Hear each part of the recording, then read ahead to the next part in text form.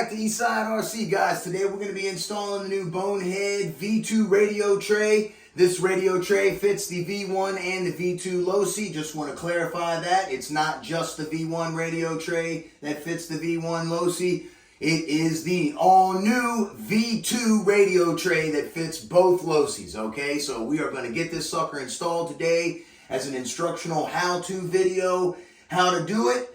And we're going to get the phone undocked, and I'm going to show you guys a couple of goodies over here that I really like. So a couple of features about this radio tray that I really like, and the goodies inside the battery box. So let's get right at it. All right, guys, here's all the components laid out and everything that we're going to be using to install this bad boy. Unfortunately, I do have to drill a hole in this, and I'm going to use my drill press. And, you know, if I can get it as clean as Mr. Dean, that would be nice, but my little light will go here or there. I haven't decided yet. So one thing I want to show you guys about this that I really like is Dean has waterproofed inside of here to further waterproof, to make this water resistant.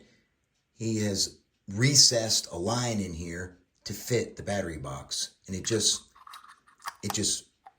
fits nice, you know. It's just also nicely done. I really like that it's recessed, whether it's for water or not. I like the design because it just fits really well. So this has a little meter and your on-off switch, okay, right there. See, also recessed, and you get a battery extension inside. That's very nice. Should have opened that up first before I went and bought one. So very cool, and comes in from the bottom, nice and clean, you know. All right, so this is the very first piece that we're going to install. So this right here, we're going to set this on the chassis, and we are not going to lock tighten anything in yet. We're just going to put the screws in there to hold everything and then go back and lock tighten one at a time. 2.5 hex head.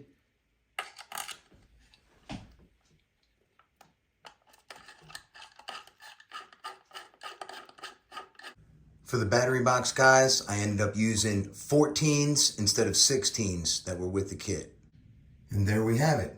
Battery box fit beautifully. It lined up absolutely perfectly. You can simply raise the thing up and put your screws through the chassis and then start it. So it's very easily aligned. It fit absolutely like butter. Next step, we're going to install the standoffs. You're going to put one here, you're going to put one here, and you're going to use this mount right here like this. It's going to go just like that and be angled this way.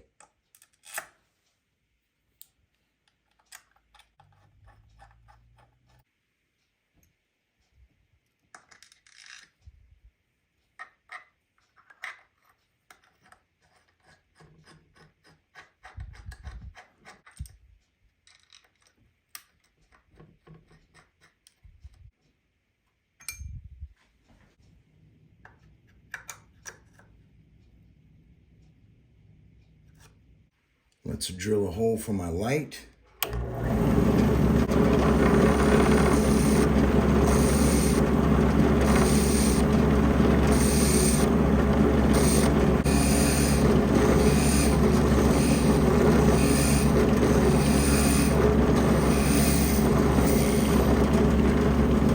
Beautiful.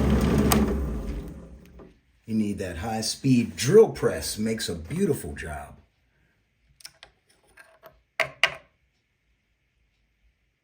Very nice. All right, now for the electronics part, we're going to go ahead and install our antenna in this piece here.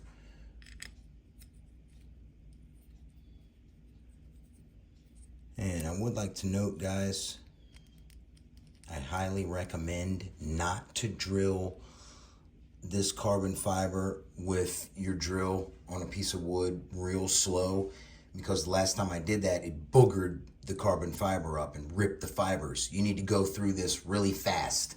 And my drill press up there is 3,600 RPM, so it basically just like machined it out. And you see I did it very carefully.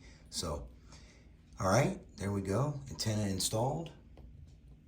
Now we can go ahead, as you can see here, I've set this servo in. This piece is optional. I'm going to use it for one reason. I'm running a big bore engine, and you guys know how I am about marring up my billet and stuff. So we're gonna place this in here. It hits the bump stops perfectly. So if you wanna use this piece with this, you certainly can, but you do not need to, because these are billet mounts right here, and it will mount this servo solid just as you see right here, okay? So it is not needed, but like I said, I want to use it because this little bit of space here gets my linkage up above the crankcase and keeps it free of any rubbing. The supplied screws that come with this are really nice, and I do recommend using really good drivers such as the MCD or the MIP. Both of these I have found to be the very best, hands down best fitting, tightest fitting to get your screws tight and right without rounding anything out. For the steering servo, you're going to use these clamps right here. These will go on the bottom, okay? And then you can put these carbon fiber clamps on the top. I am going to opt out of the carbon fiber ones because I have my little Joffer billet ones that I have already bought and modified to fit in here. So we're going to use those instead. All right, so I'm going to go ahead and get that set, put some servo tape down in here, and get my little electronics bird nest installed and run the antenna, and then we will set this unit in the car. For tightening down the antenna, guys, 10 millimeter on the bottom, and then hold it with a 9 mil on top. And just give it a little snug till you feel the O-ring smash and you're golden. We got this fitted up here. I got my light installed and my antenna ran. And we're gonna leave this servo out because we need to mount that screw right there. So let's go ahead and we're gonna take this over to the truck and get it installed. All right, let's set the radio tray up in here. Okay, very nice, very nice. Now take your supplied M4 by 12 and get that sucker mounted down in here. And remember, we're not gonna lock tight yet.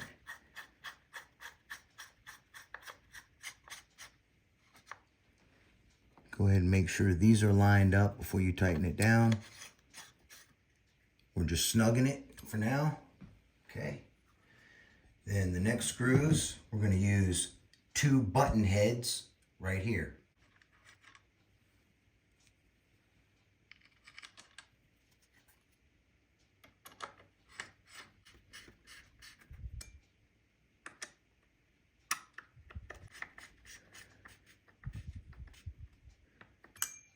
And right back here, you got a button head, and then a flat head right there in the corner. This screw back here in the back, if you guys are having trouble lining that up, just simply loosen your standoff a little bit and it will pull right over and line right up. Then you can tighten both down. Very simple. You can use a little ball wrench like this to come in here at an angle if you don't want to take your pipe off, and thread her right on down. Now we can set the steering servo. Whoops. We're not going to use Loctite on this either because we do not want to spin the little bushings inside the carbon fiber.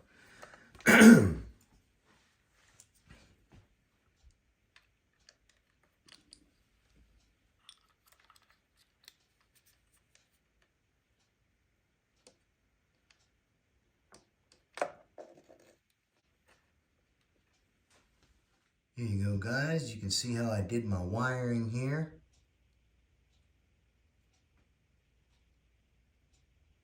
Clean and neat.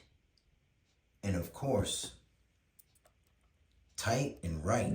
All right, guys. This concludes the BoneHead RC V2 radio tray. battery box combo. We're going to go ahead and power it up. I'm going to show you all how it works. I went ahead and took it upon myself to upgrade my servo horns. I had to fully modify this one to get it to work. No modifications needed for that one, just endpoint sets. All right, so let's go ahead and power it up.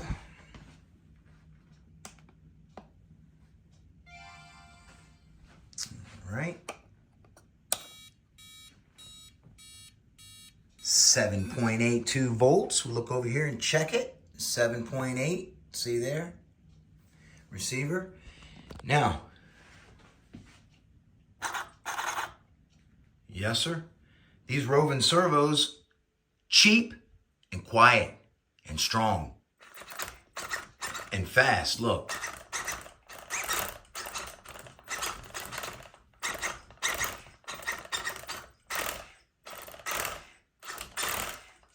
Very nice.